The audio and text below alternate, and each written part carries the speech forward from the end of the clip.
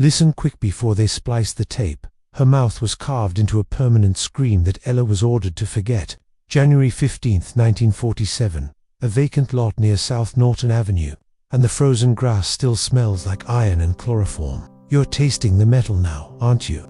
That's good, because this is the flavor of a truth the city sealed under concrete and neon. They called her the Black Dahlia, as if a flower could explain a ritual, as if beauty were ever enough to justify a public autopsy. Elizabeth Short, 22, severed at the waist, drained of blood, staged like an altar, pea-skin scrubbed, hair washed, cheeks slashed from ear to ear, in a Glasgow smile that never had time to laugh. But the police photographs they released were the tamest ones. The rest 36 negatives were pulled from LAPD archives in 1950 and locked in a private vault that no badge can open.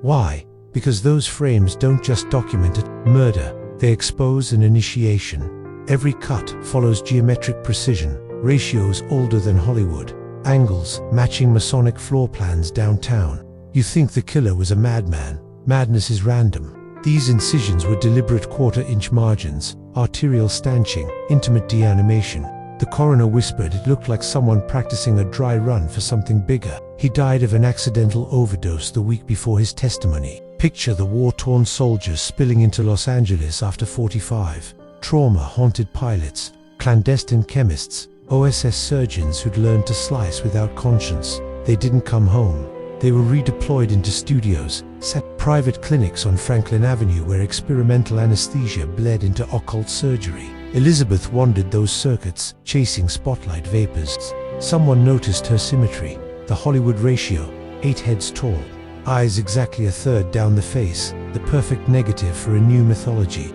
They invited her to a screen test. She never left. You feel the room tilting. Good. Grip the armrest. I'm your only railing now. Understand, the official files list 192 suspects, but none mattered. The investigation was meant to fail. LAPD brass stalled subpoenas. City Hall, buried leads, gossip columnists were fed decoys. Meanwhile, one detective underslept Catholic, already compromised, scribbled a note in the margin. Find the Minotaur House. The case diary ends there. What's a Minotaur House? We'll get to that. First, you have to unlearn the lie. That crime is personal. This was theater blood opera written to baptize post-war Los Angeles into something darker. A city where glamour is a carcass posed beneath billboards. Stop watching the sidewalk. Look up at the streetlights there, humming at 60 hertz, same frequency the military used to scramble thought patterns in Okinawa. Los Angeles adopted that grid in 1946. Coincidence? Or preparation? Elizabeth Short's body was found directly under one of the new lamps, the prototype model. Her murder isn't a whodunit. It's a ritual time stomp, a sigil carved into America's subconscious. Tonight, I'll guide you through 20 more chambers. Each one drops the floor another level, and halfway down, when the air thins and the lies peel, I'll ask for a phrase, 2 words, you'll write twice, to prove you're still awake. Ready your lungs. The descent has begun. What if I told you the Black Dahlia wasn't the first?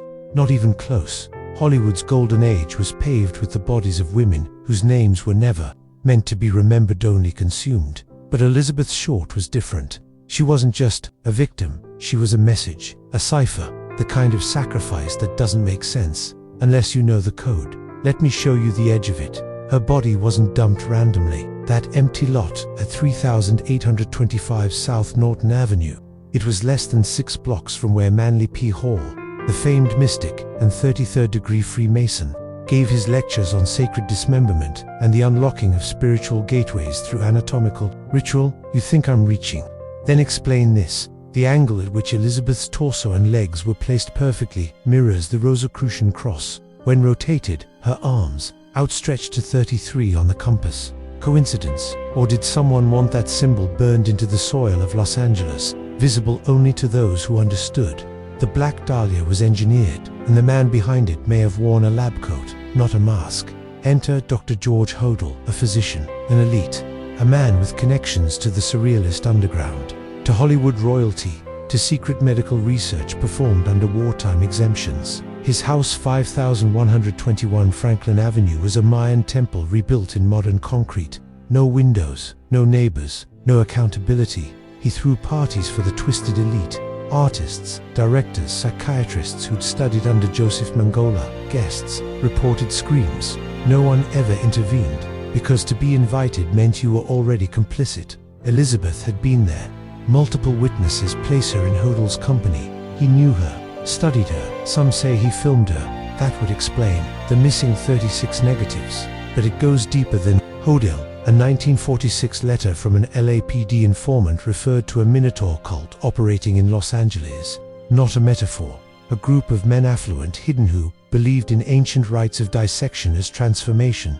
They saw women as vessels, canvas, keys. They were obsessed with sacred geometry and mythic inversion. The myth of the Minotaur, a creature born of unnatural union, a secret kept in a labyrinth. Elizabeth's body was the labyrinth's message spilled in public to mark territory, and LAPD. They were already bought. Records show Detective Harry Hansen, the Dahlia's lead investigator, visited the Hodel residence multiple times but never filed reports. Wiretaps placed in the home recorded George Hodel saying, quote, "Supposing I did kill the Black Dahlia. They can't prove it now. They can't talk to my secretary because she's dead. Case closed." No. Case contained. Elizabeth Short was offered up to rewire the city's soul, to fracture the American dream with a grin carved ear to ear. The ritual needed blood. The myth needed a face. And you were never meant to connect those dots, but you just did. And now the mask begins to slip. They told you surrealism was an art movement. They didn't tell you it was a doctrine, a weapon of psychological inversion, a mirror not to reflect reality, but to shatter it. And in post-war Los Angeles, surrealism wasn't hanging in museums. It was being carved into human bodies, practiced behind locked doors, filmed, whispered, ritualized. And George Hodel wasn't just a doctor. He was a practitioner. He hosted artists, poets, film producers, but also darker guests. Men linked to MK Cultural Research, naval intelligence, and something far older, occult psychiatry. They believed trauma could open gateways, that mutilation could fracture the ego, that in the breaking of a woman, you could glimpse the divine. Who taught them that? Let me give you a name.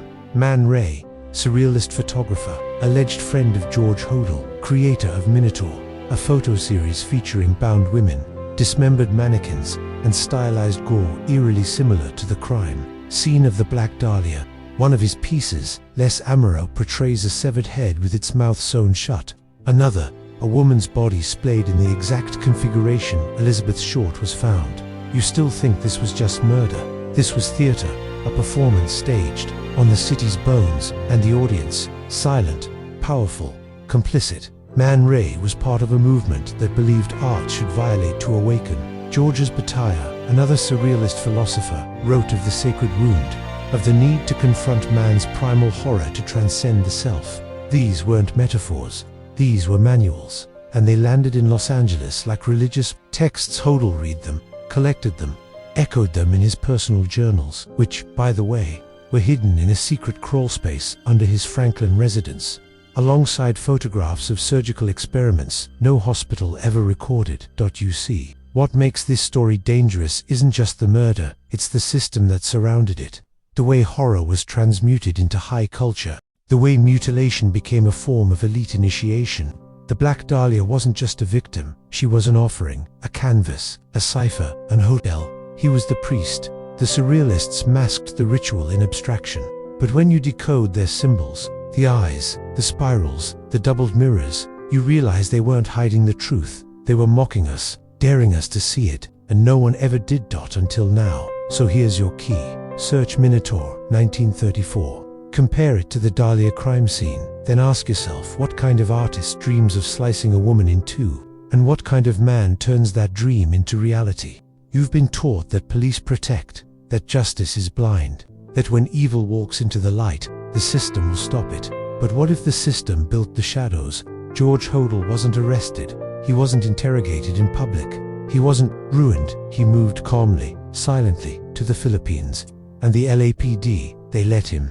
Even after taping his home for weeks. Even after catching him on audio saying, "Supposing I did kill the Black Dahlia. They can't prove it now." That wasn't negligence. That was a shield. You see, Hodel wasn't just a doctor. He was a medical consultant for the LAPD itself. He ran venereal disease clinics. He treated elite Hollywood clients, politicians, foreign dignitaries, and when you're the man who knows everyone's secrets, you don't get handcuffed, you get protected. This goes deeper than one department. The LAPD in the 1940s wasn't a police force, it was a machine of containment. Its job wasn't solving crime, it was managing image, and the Dahlia case. That was nuclear. A beautiful, white, aspiring actress dissected like a lab specimen, dumped in public like a calling card. The press went into a frenzy, and that was part of the plan. Headlines called her a party girl, implicated her in drug scenes. Some suggested she wanted to be cut, that she lived dangerously, that she wasn't pure. It was character assassination, a psychological autopsy, performed while her real body lay in the morgue, sliced in half. Because if the media could make you question who she was, then maybe, just maybe, you wouldn't ask who killed her, but you should, because the surgeon who could bisect a body at the waist with zero blood loss, that wasn't just skill, that was training, military grade, possibly even CIA adjacent. Hodel had studied abroad, had links to Japan, knew things about body modification that don't come from general practice, and here's where it fractures. Further, Elizabeth Short had no defensive wounds, no signs of restraint, no struggle. That means one of two things: either she knew her killer, or she was unconscious, anesthetized, prepped, like a subject, like a patient. And that opens a door most won't walk through, because it means her death wasn't spontaneous, it was procedural, clinical, possibly even documented on film, in journals, in ritual logs. And those logs, they didn't vanish. They were sealed by agencies, by families, by foundations with last names you know too well. The Black Dahlia investigation died not because it failed, but because it succeeded, and that success was enough. Now we descend, not into Hollywood but into the laboratories beneath it, into the rooms without windows, lined with tiles that never see sunlight, because what happened to Elizabeth Short wasn't just murder. It was design. The early 1940s saw more than just a war against fascism. It saw the birth of psychological warfare as a science, a weapon, a new frontier, and America, land of the free, became a testing ground. MKUltra wouldn't be officially named until the 1950s, but its roots were already growing, under names like Project Bluebird, Artichoke, and paperclip programs where doctors became handlers and patients became data. George Hodel, trained in surgical precision, a man obsessed with sadistic art, surrealism, and control. Friends with Man Ray, who photographed women in positions eerily similar to the Dahlia's posed. These weren't coincidences, they were statements. Art as murder, murder as ritual. What if the Black Dahlia wasn't just a victim, but a message, a blueprint, the first in a line of sacrificial symbols designed to test the limits of human reaction, memory, obedience? Because shortly after her death, government contracts for mind control spiked. Scientists began dissecting trauma, not to heal it, but to manufacture it. Could a person be split, like a body? Could memory be erased, divided, reassembled? They tested on prisoners, orphans, the mentally ill, prostitutes, and Hollywood became the cover. Elizabeth Short wasn't rich, she wasn't powerful, she was aspiring, the perfect subject, the kind no one would miss, the kind society already painted as disposable. She came to LA chasing dreams. She found nightmares wearing the faces of artists, doctors, patriots, and the photographs. The crime scene, those weren't just evidence, they were templates, in internal documents later unearthed under FIA requests. Fragments of unrelated files describe split-subject observation, non-lethal incision for emotional imprint, and stage positioning for maximum retention. Sound familiar? Now imagine this: Elizabeth's body, arranged not by rage, but by plan. Her mouth slashed, not just to silence her, but to mock the voice. Her eyes left open, staring upward, like a mannequin in a performance piece no one understood, except those who were watching. And those who were watching had clearance. After her death, George Hodel fled, not in panic, in permission. He moved to the Philippines, continued his practice, and was never touched. Because you don't imprison assets, you relocate them. His family tried to speak. His own son, Steve Hodel, a homicide detective, later wrote books naming his father as the killer. presented evidence, cited police recordings, but mainstream media barely whispered. Why? Because exposing one man meant opening the door to 100 others. Elizabeth Short's death wasn't an accident. It was an initiation. The kind of horror designed to crack minds and test limits. A prototype not just for future murders, but for a system that makes you watch suffering and forget you ever saw it. Do you feel it yet? That tightness in your chest, not fear, but recognition. The mind beginning to open, even as the skin crawls. Because once you understand the system, you can never look at tragedy the same way again. Let's follow the shadow left behind by Elizabeth Short and look at who came next. Marilyn Monroe. To the world, she was beauty incarnate, the perfect Hollywood starlet, but beneath the blonde curls and rehearsed smile was a woman unraveling. A woman used, a woman watched. What they don't tell you is that Marilyn was being monitored long before her death. Her phones tapped, her psychiatrist covered tick, her journals gone, her deepest fears documented, and her connection to the Kennedy brothers weaponized. Because once you're in bed with power, you're in danger. Marilyn began asking questions about secrets whispered behind closed hotel doors, about government facilities her lovers mentioned but never explained, about conversations she was never supposed to remember. And then she died. Officially, suicide. Overdose. Unofficially, silenced. Her body was moved before the police arrived. Witnesses changed their stories. Reports were classified, then sanitized. But look closer and you'll see the ritual repeat. A woman with dreams. A woman turned into a symbol. A woman broken, then erased. Now, look at George Reeves, star of Superman, found dead with a bullet to the head, in a locked room, with no gunpowder on his hands. The media called it depression, but friends said he wasn't depressed. He was angry about contracts, coercion, and cameras in his home he never installed. Then there's Natalie Wood. Found floating off Catalina Island after a night on a yacht, with two powerful men, her husband and an actor tied to government film propaganda. Her death was ruled accidental drowning, but her bruisers said otherwise. Time and again we find the same ingredients: fame, vulnerability, proximity to state, power, and a violent silencing. Hollywood was never just entertainment, it was a theater of control. A glittering facade built atop layers of manipulation, mind games, and message testing. Every death sent a signal. Every cover-up reinforced obedience, because nothing keeps the masses in line like sacrifice in plain sight. And who better to sacrifice than the ones the public loves? It's emotional terrorism, a psychological operation so old it predates cinema, but so effective it's now built into the machine. Elizabeth Short, Marilyn Monroe, Natalie Wood. They were never just victims, they were blueprints by the time. Their stories faded from headlines. Something deeper had been implanted, a subconscious warning: stay in line. Don't ask questions, don't rise too high, don't get too close, because if you do, you'll become a headline. And your name will be remembered not for who you were, but for how you died. Behind every broken starlet is a man who knows exactly what he's doing. And not just one man, a network, a hierarchy. The hidden producers of pain, the scriptwriters of reality. In Hollywood they go by many names: executives, fixers, consultants. But dig deeper, and the titles dissolve. What remains are their functions: handlers, gatekeepers, architects of illusion. Let me show you how they work. First, they find the vulnerable, young, hungry, broken by trauma or poverty. Then they offer salvation, fame, success, validation. But it always comes with a contract.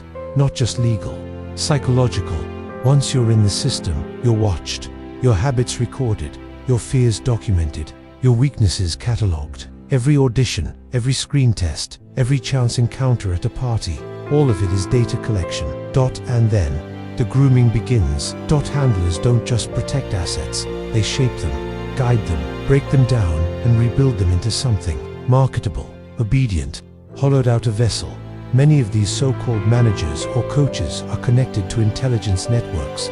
Sounds paranoid? Then explain this. Why did the CIA invest in media companies after World War II? Why did Project M Culture include experiments at talent agencies? Why did multiple high-profile stars from Judy Garland to Britney Spears report being drugged, monitored, and emotionally tortured by people paid to protect them? Because control isn't about chains, it's about access. leverage, programming.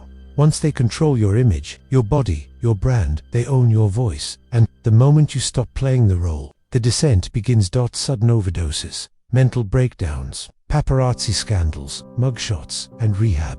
It's the same playbook, the fall from grace, that the world calls it a meltdown, but it's often a message. To others inside the system, stay compliant, obey the script, or you'll end up like her. Now, ask yourself, why are so many celebrity breakdowns identical in timing and structure? Why are the same few crisis management firms always involved? Why do handlers and abusers so often walk free, protected by legal teams more powerful than governments? Because Hollywood isn't just a dream factory, it's a lab, a place where human beings are turned into icons, then into ghosts, where pain is rehearsed, monetized, and sold back to the public as entertainment. And above it all is the silence, the NDAs, the non-disparagement clauses, the sealed court records, the heartfelt apologies scripted by PR. But you can still hear the truth in leaked voicemails, in offhand interviews, in the eyes of survivors who try to warn us. Listen closely. They promised to make me a star, but they took everything.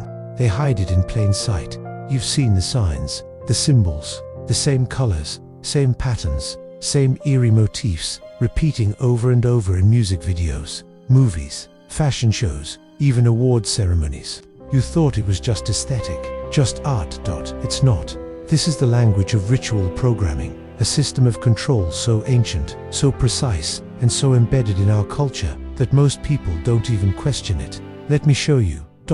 Start with the butterfly, specifically the monarch, delicate, beautiful, and born through metamorphosis. But in the shadow world of mind control, monarch programming refers to trauma-induced conditioning, breaking a person through extreme pain, then reconstructing their identity from fragments. And so, the butterfly becomes a signal, a whisper among the elite. You'll find it on album covers, on costumes, in murals behind pop stars, as they smile for the camera, the smiling masks hiding shattered psyches. Now look down. The checkerboard floor, black and white, duality, in perfect balance. It's not just a design choice. It's a symbol pulled straight from Masonic ritual, a representation of controlled polarity, good and evil, pain and pleasure, truth and lie. It tells you this is a ritual space, and the performer, a participant. Ever noticed how often these flaws show up in music videos right before the beat drops? Right before the transformation? Exactly. And then there's the mirror, the symbol of reflection, fragmentation, and inversion.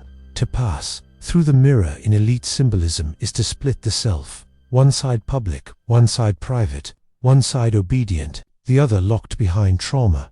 That's why so many stage sets are filled with shattered glass, flickering reflections, dual personalities. These aren't random visuals, they're codes that insiders recognize, and the rest of the world consumes, passively hypnotized by color, sound, rhythm, and unknowing obedience. But here's the real kicker, the audience is always part of the ritual. When a pop icon is humiliated on stage, when a public breakdown is televised, when an accidental wardrobe malfunction goes viral, you're not just watching, you're witnessing, and witnesses are participants in a cult theater. Because pain needs an altar, and shame needs an audience. It's not about the performer anymore. It's about you. You are being trained to accept ritual, to normalize humiliation, to internalize the idea that fame, power, beauty, all require sacrifice. The victim is offered, the masses consumed, and those who orchestrate it all, they watch in silence. So next time you see a pop star crying during a performance, a rapper wearing red gloves while bathed in blue light,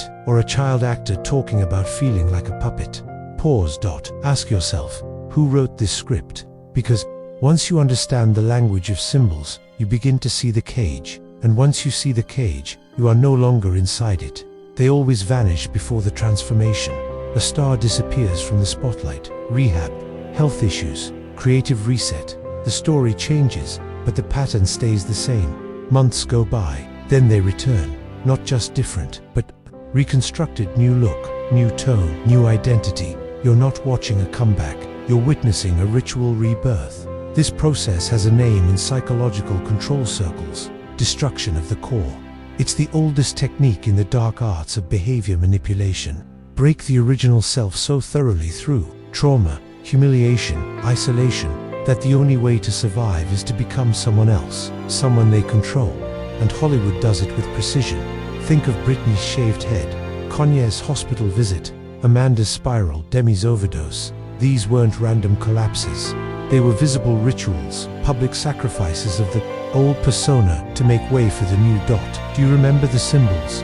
The white hospital gowns, the institutional walls, the paparazzi flashes mimicking strobe hypnosis, all staged and fed to you under the banner of entertainment, because when a star is broken in front of millions, the spell is complete.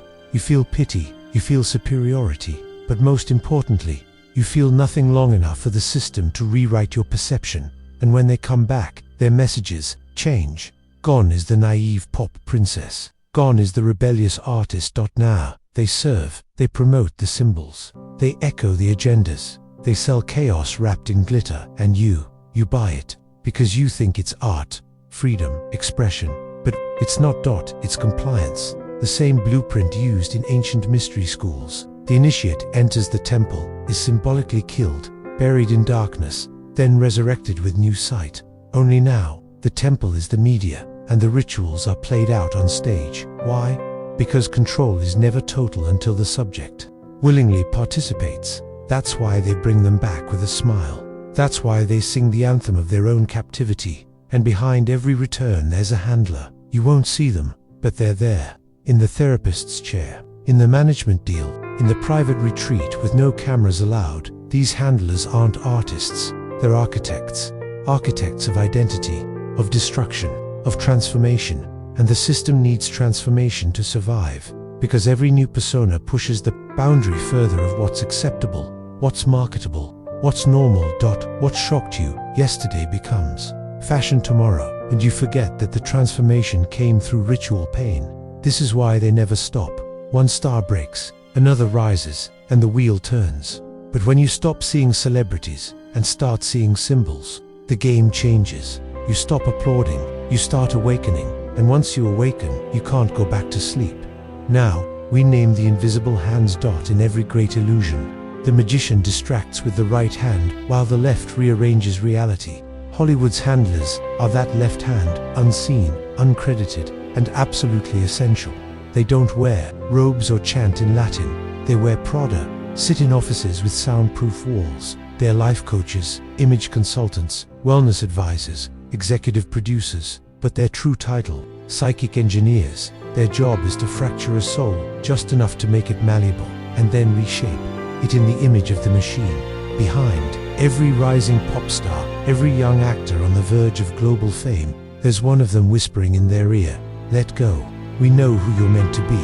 It begins subtly, a suggestion to dye the hair, a tweak to the message, a safe place retreat that turns into a week of isolation, fasting, sensory overload.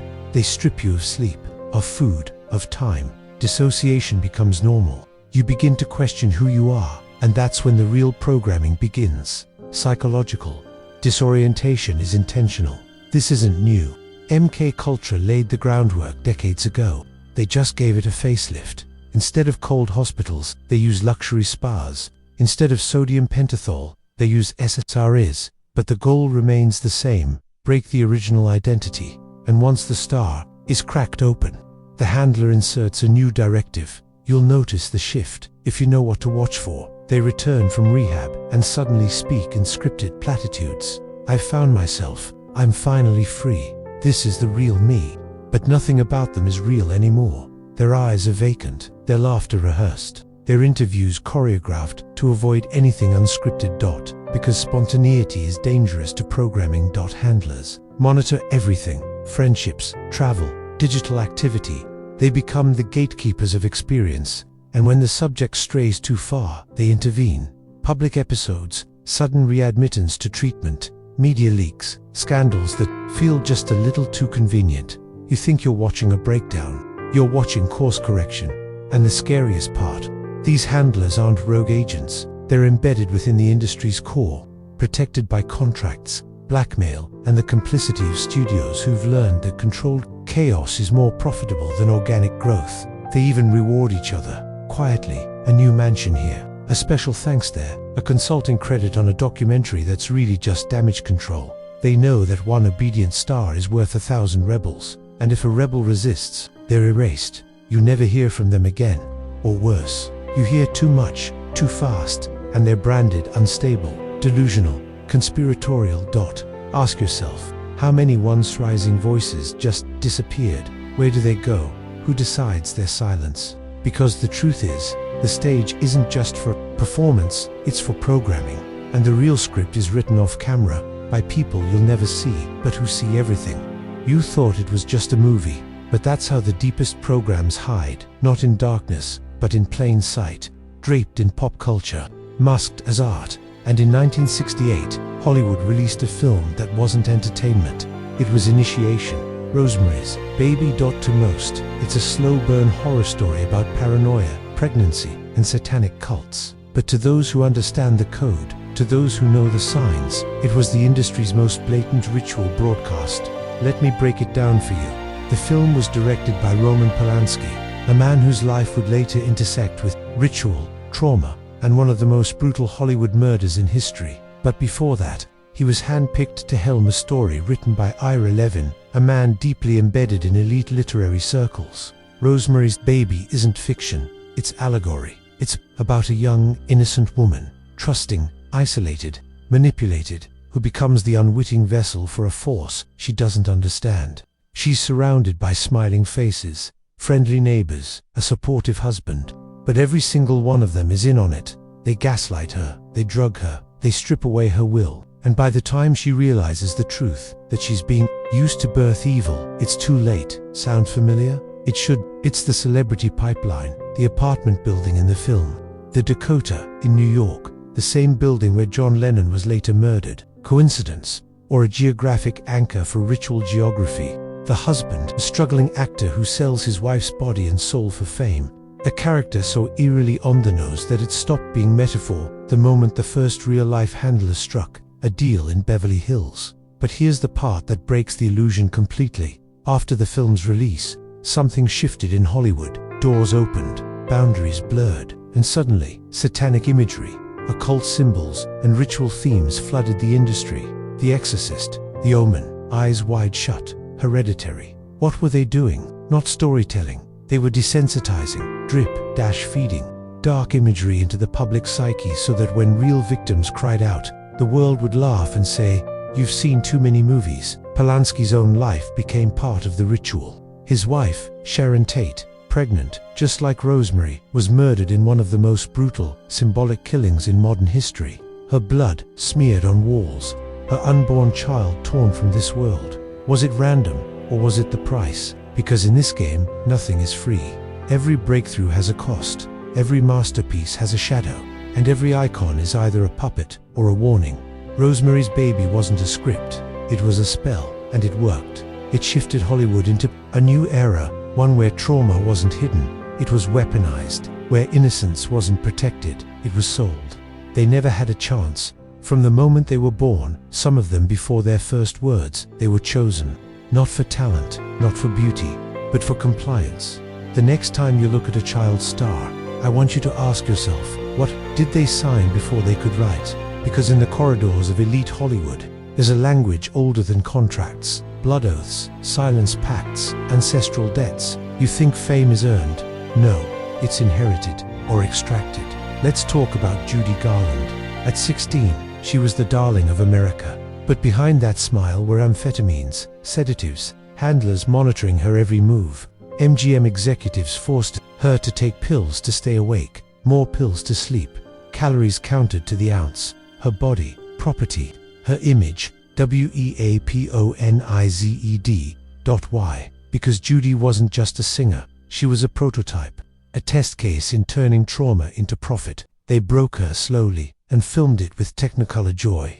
And when she began to rebel, to remember, to scream, they called her unstable. The system doesn't protect the innocent, it devours them, then markets their ghosts. Same with Britney Spears. Everyone laughed at the shaved head, the umbrella, but few dared to ask, what drives a megastar to self-destruct on camera? Now we know. Years of silent imprisonment, legal conservatorship under her father, medicated into compliance, controlled finances, forced performances, her smile manufactured, her suffering monetized. How many more? Corey Feldman, Amanda Bynes, Macaulay Culkin, each with stories of being watched, touched, directed by men whose names still sit on Walk of Fame stars, and every time they spoke out, they were dismissed as crazy, drugged, unstable, because in this system, truth is insanity, sanity is silence, and when someone escapes, truly escapes, the system doesn't let them leave untouched. Why do you think so many former stars end up dead by overdose, suicide, or mysterious accidents? River Phoenix, Heath Ledger, Anna Nicole Smith, every one of them tried, at some point, to break the spell, to speak, to scream, but the moment they did, their light was cut, because fame isn't a reward, it's a leash, and when you pull too hard, it tightens. This isn't entertainment, it's ritual trauma, manufactured celebrity for mass psychological control. Why do you think the world obsesses over these stars, worships them, mimics their breakdowns? Because their lives become templates of collapse designed to spread psychological decay through the population. Break the icon, break the collective. And the saddest part, most of them didn't choose this, they were born into it. Some into families of handlers, others into generational cults tied to industry power. Their discoveries weren't random, they were arranged, and still, some remember. Some escape and whisper warnings, some code the truth into songs, memoirs, interviews that accidentally disappear. But if you listen closely, if you really listen, the message is always the same. They own everything, until you wake up. They don't just manipulate emotions, they manufacture identity, and they start by fracturing the mind. Hollywood isn't just a factory of illusions, it's a laboratory of control, testing methods perfected in dark corridors you were never supposed to know existed. And its favorite tool, trauma. Trauma isn't random pain, it's a surgical weapon. Applied in just the right dosage, at just the right time, it can shatter the psyche, split it into pieces, and from those pieces, they mold obedience. They've studied this for over a century. Remember MK-Ultra, the CIA's mind control program, exposed in the 1970s. What most people don't know is that it didn't end, it evolved. It just moved from covert military programs into the culture industry. Pop stars aren't just entertainers, they're avatars, split selves projected onto screens, mirrors for the masses. And when you worship a fractured idol, your own psyche begins to mimic the same fragmentation. It starts with symbols. The butterfly, once a simple creature, now tattooed across the backs of trauma victims, splashed on music videos, whispered in conspiracy forums, monarch programming, an evolution of MK-Ultra, named for the butterfly that emerges only after death and transformation. What kind of transformation? Dissociation, splitting the mind under intense trauma until it no longer knows who it is, and then inserting commands, training behaviors, installing personalities. It's not fiction, it's clinical. Survivors describe being forced into roles: sex kitten, assassin, puppet, prophet, each tied to a different alter identity. And when these victims age out of usefulness, they're discarded, labeled erratic, diagnosed, institutionalized, or simply vanished on. And you cheer for them, you cry for their meltdowns, you imitate their fashion, because trauma has been aestheticized, normalized, monetized.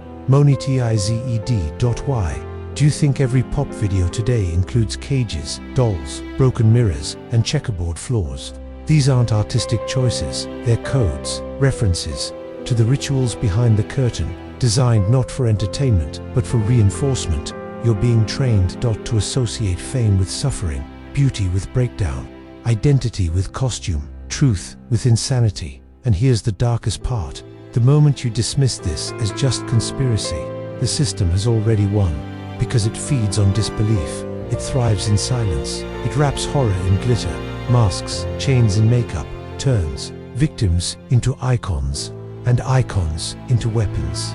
Look again at your favorite stars, the ones who changed overnight, the ones who rebranded, got edgy, or found themselves after a mysterious disappearance. What you're seeing isn't growth, it's reprogramming. Someone else found them, and molded what remained. This is psychological warfare, not in battlefields, but in billboards, not in uniforms, but in music videos. And the target isn't just the star, it's you. Because when identity becomes a commodity, selfhood dies, and in its place, a consumer, a follower, a believer. In the lie, it didn't start with Hollywood. It started in the institutions you trust the most. The classroom, the hospital, the chapel. The chapel. Before mind control became pop culture, it was science. Before it was called entertainment, it was called research.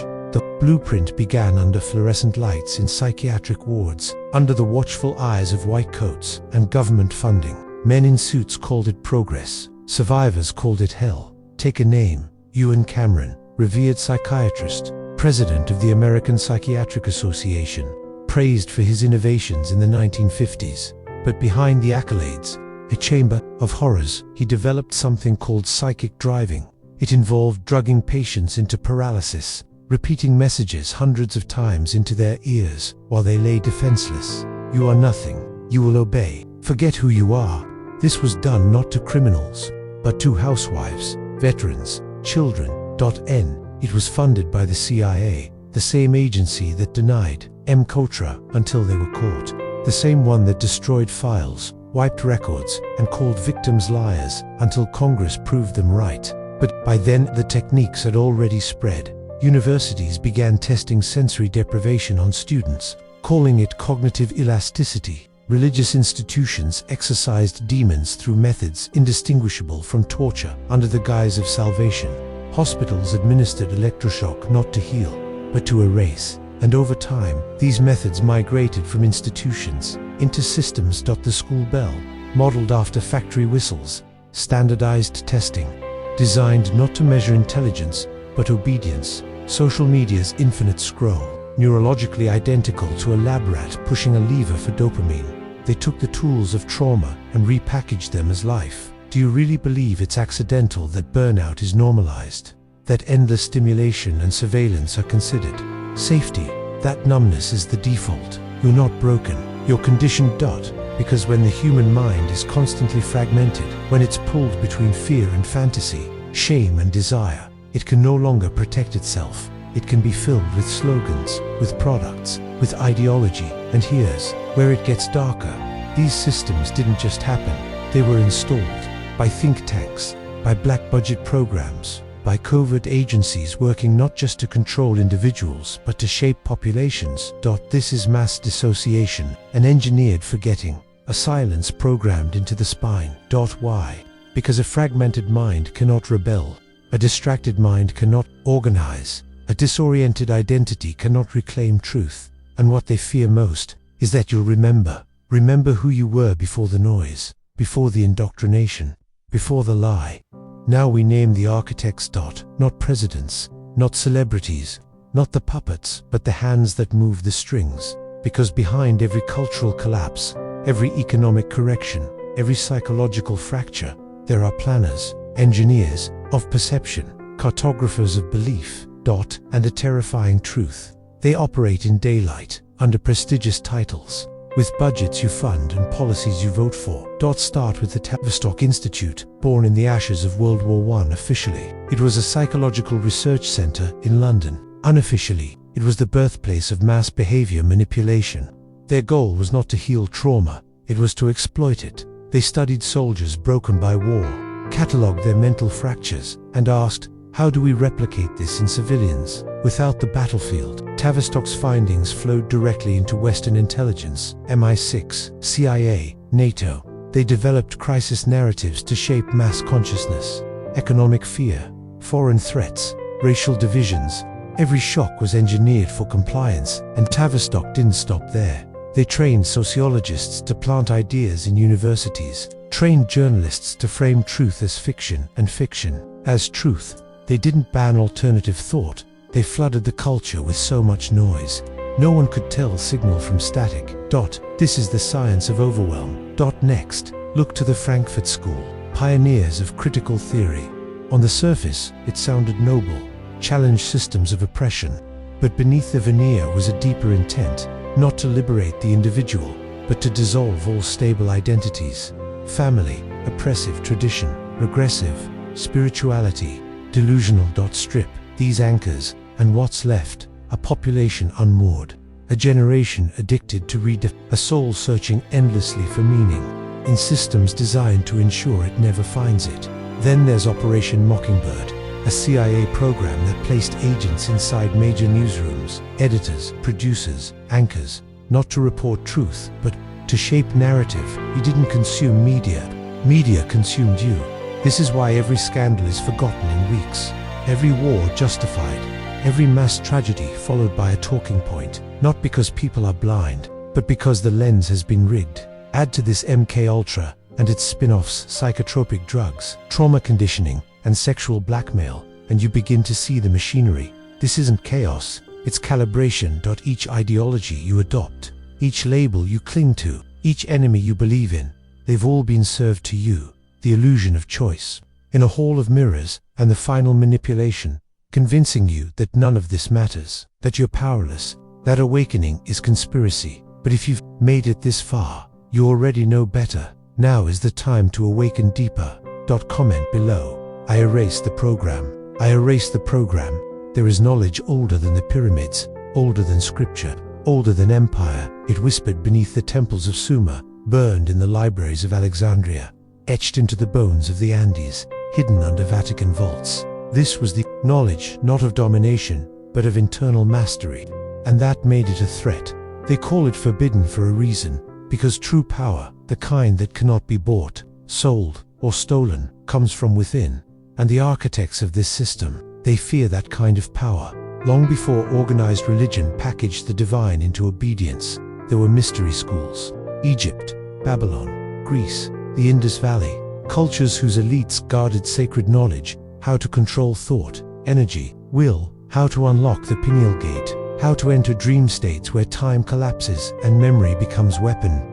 They taught that the body is a vessel, the soul is a frequency, and the cosmos is not a metaphor, but a machine. These teachings were never lost. They were buried, suppressed by fire and sword, disguised as myth, demonized as a cult. Because the moment a man remembers that the divine spark is within him, he no longer kneels. He no longer fears the state. He no longer obeys the priest. He no longer plays the game. And so, the system created replacements, rituals without meaning, schools without wisdom, jobs without purpose, addictions without end. It was never about silencing magic.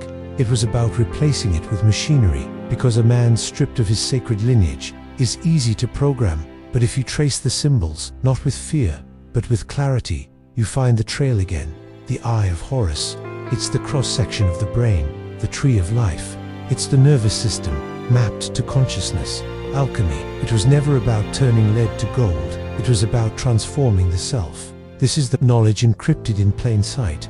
In cathedrals built on ley lines, in hymns sung at specific frequencies, in architecture that resonates with the human chakra system.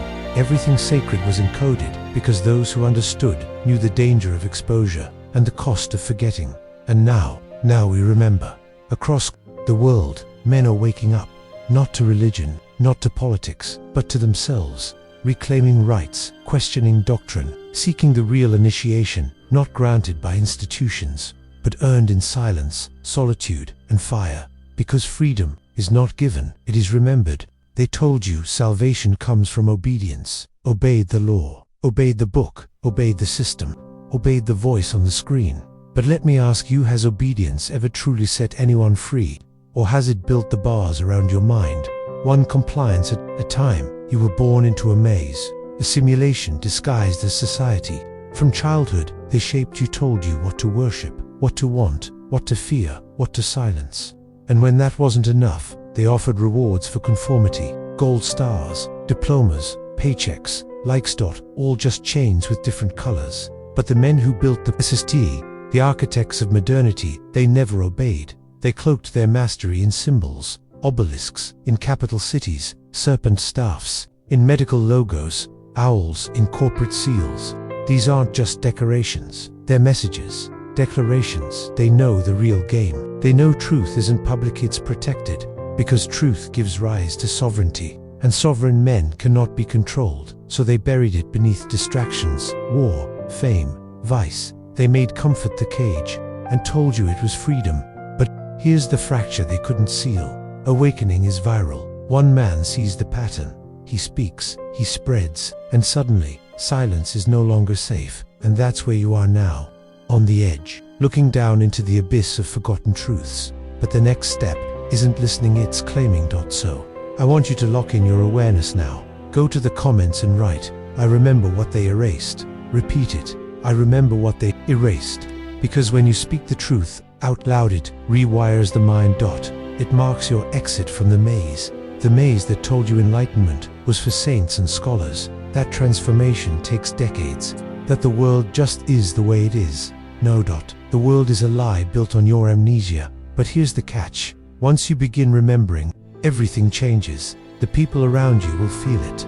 They'll sense your shift, they'll resent it, because your awakening reminds them of their sleep. That's why this knowledge is dangerous. Not because it harms others, but because it awakens you, and awakened men become ungovernable.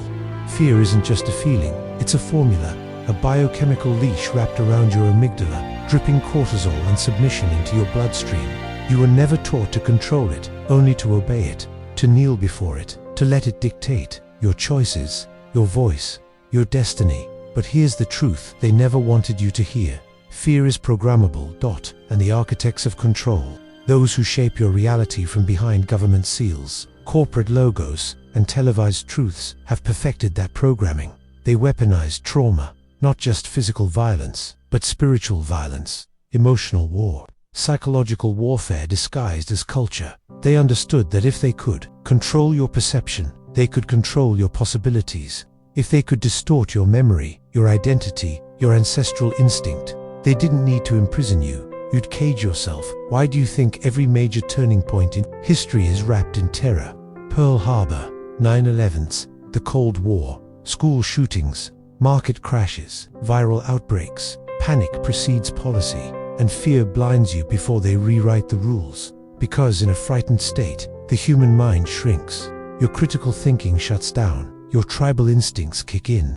You beg for order, for structure, for someone to save you, and the system obliges, with chains disguised as safety. But what if you stopped begging? What if you looked fear in the face, not as a master, but as a messenger? Because real power begins when you realize that fear is a signal, not a stop sign, but a doorway. It tells you where they don't want you to go, what they don't want you to question, who they don't want you to become. And right now, your fear is screaming, because you're waking up.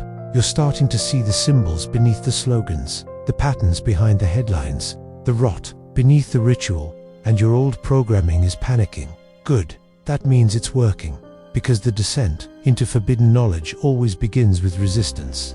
That tightening in your gut, that's the old system trying to hold on. But let me tell you something every free man knows. Pain is the proof you're breaking through. It means your chains are straining, your mind is expanding, your body remembers what your spirit never forgot. You were born for more. There's a secret embedded in the foundation of every nation, every cathedral, every corporate tower that touches the clouds. It's this: power is not lost, it is inherited. And while empires collapse in the pages of your textbooks, their bloodlines do not. The Roman Empire didn't vanish. It morphed into Vatican conclaves, into European monarchies, into financial dynasties wrapped in modern names and clean suits. The rituals, they never stopped. They simply went underground, or worse, became entertainment. You've seen it. The televised award shows soaked in symbolism, the government buildings laid out in ancient sacred geometry, the companies with logos you half recognize from some buried part of your brain, the eye, the serpent, the obelisk. These are not coincidences. They're CONTINUATIONS, because the hidden elite, those who move behind presidencies and parliaments, know exactly what they're doing. They don't just own the world, they ritualize it. From child coronations wrapped in mystery to staged political theater that mimics initiation rites, the playbook is ancient. Masonic blueprints, Babylonian echoes, Egyptian echoes, always the same shape, always the same sacrifice, dressed in the skin of progress. And at the heart of it, blood. Not metaphorical blood, actual ancestral purity, guarded and tracked with more precision than you can imagine. Dynasties don't just accumulate wealth, they guard essence. Bloodlines intertwined for centuries, alliances not seen on charts, but sealed in backroom pacts and midnight rites. Think that's dramatic? Look deeper. The same surnames show up in central banks, in secretive NGOs, in top university boards, and in high-level intelligence agencies, across continents, across wars, across ideologies, left or right doesn't matter.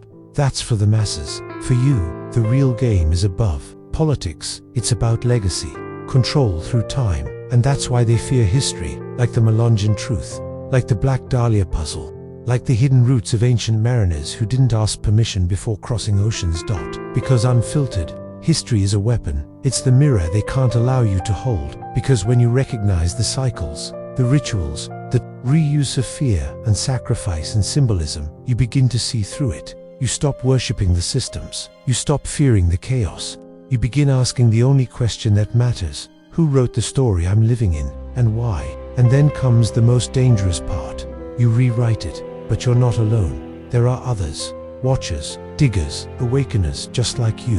And we're connecting, quietly, precisely, relentlessly, because truth doesn't die, it waits. So, now, comment this below, not once, but twice. Blood remembers twice, to signal that your identity has begun to fracture from the one you were given, and return to the one that was taken.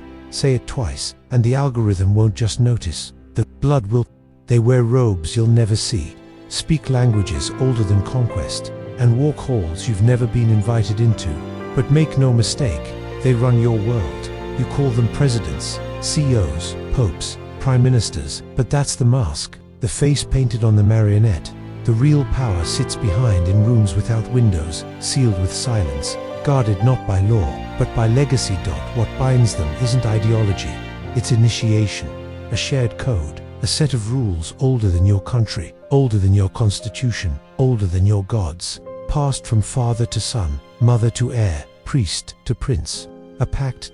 And central to that pact is one rule: the public must never know. So the real history, the forbidden lines that connect the ancient sacrifices to the modern speeches, is buried beneath symbols, distractions, and scandal. They show you corruption to hide the structure. They show you war to hide the ritual. Ever wonder why so many powerful families send their children to the same schools? Why their weddings follow identical patterns? Why their funerals echo ancient rites, held beneath domes, pyramids, and all-seeing eyes? It's because you're not watching ceremonies. You're watching rites of succession, each one another seal to transfer energy, influence, authority from the dead to the living, to feed the system they inherited, not from the electorate, but from bloodline temples older than nations. This is why history repeats, because it's choreographed. Look at the coronations, the torch passings, the laying of wreaths, the symbolic handshakes at obelisks, the meetings at solstice. These aren't accidents, these are reenactments of ancient contracts. Rome didn't die, it simply changed uniform at Babylon. It didn't fall into dust, it was absorbed. Its priests became advisors, its astrologers became strategists, its rites became policies. And now they run hedge funds, black budget ops, and cultural machines. You think entertainment is innocent? Ask why the biggest shows, watched by billions, mimic ancient rituals, death and rebirth, sacrifice and illumination. Look at the halftime shows, the Oscars, the staged scandals.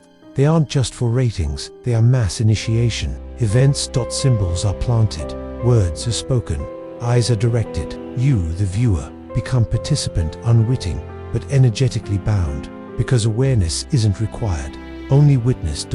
But here's the shift. Once you become conscious, the ritual doesn't control you, you see it. And when you see it, you're no longer inside the spell, you're outside it. That's when fear stops working. That's when manipulation starts to break. Because this is the one thing they cannot survive. A man who sees, a man who knows the pattern, who studies the mirror, who remembers the blood, who stops playing the role he was assigned and starts writing his own script. That's you now. The final truth isn't about murder, it's about ritual. Elizabeth Short's death wasn't just brutal, it was precise, surgical, deliberate. A theater of violence played out on a stage of concrete and shadow. Her body was posed, her face mutilated in ways that mirror ancient depictions of ritual sacrifice. The Glasgow smile, the severing, the draining of blood. But you already know that part. What you don't know is what came after. No leads, no conviction, no fingerprints, just silence and symbols. The autopsy file disappeared for years. Her contacts in Hollywood, writers, directors, former military, all lost to time. Her connections to the underground art scene, blackmail rings, and even certain surrealist movements never followed up. Why? Because her death was never meant to be solved. It was meant to echo. Ask yourself, why does this one case, out of thousands of unsolved murders, remain carved into our cultural memory? Why does her image still appear in films, books, whispered myths, even fashion editorials? Because she was chosen not by the killer, but by the system, a message in flesh, a blueprint for fear. A story so bizarre, so horrific, it would haunt the collective psyche for generations, and while you were busy being disturbed, the architects of fear were reinforcing the grid. This is psychogeography at its darkest. A woman killed and posed in a city built on ley lines, in the shadow of occult architecture, at the height of Cold War mind control experiments, during a time when Hollywood and the military-industrial complex were fusing into one machine. Coincidence or calibration? Because beneath the fame and the tragedy, Elizabeth Short became something else, a totem, a symbol of innocence devoured, a sigil of silence. Her body carved not just with rage, but with intention. The marks weren't random, they were instructions, and those who understood never spoke, until now. Because the only way to dismantle a spell is to speak its name. You've seen the patterns, you've followed the trail, you've stared into the abyss and didn't blink. That alone makes you dangerous.